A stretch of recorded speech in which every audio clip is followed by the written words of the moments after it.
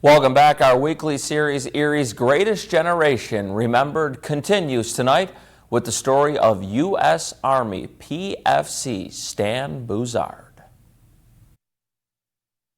I got to notice, like everybody, that we was going to go take our, we'd already taken our physical, got our notice we're going into the service, and I came up here to Erie and I was inducted at the Armory on 6th and Parade. How I ended up in the Pacific, out of our battalion, they took 50 soldiers alphabetically, and it went from A to about D, I think, and they got their 50 soldiers and they sent us to Fort Ord, California after we had 10 days furlough.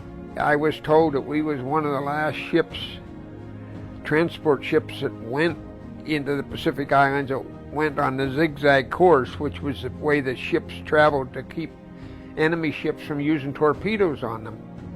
Well, we was on the ship 2.5 weeks and we ended up pulling into the harbor in Manila. And I remember when we got into the harbor, it was raining like hell, and we had to probably walk about a mile or mile and a half to this 7-Eleven repo depot. And we got our notice that this outfit up in the mountains needed so many soldiers because they'd been taking a pretty rough beating. We started almost immediately going north because they wanted to get all the snipers and everybody they could from where we were stationed up clear to the very northern point of Luzon, which was a Perry.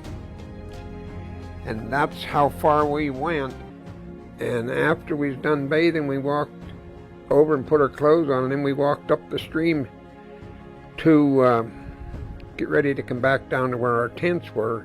And there was 5 or 6 Japs laying in this stream. They was decayed to a point where it wasn't too healthy water to be taking a bath in. I don't see anybody that wants to go around telling people, hey, I killed 6 Japs coming down the street the other day.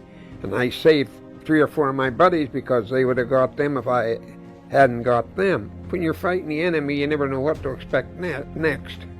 And I had the greatest squad leader in the world, and he took care of us like a mother hen takes care of her little chicks. They made sure that we didn't venture into any more troubles than we already had inherited. Everybody was totally brothers. Everybody looked out for one another. You didn't have to worry about anything like that because it was just a band of brothers. And to Stan Buzard and the Greatest Generation, thank you for your service.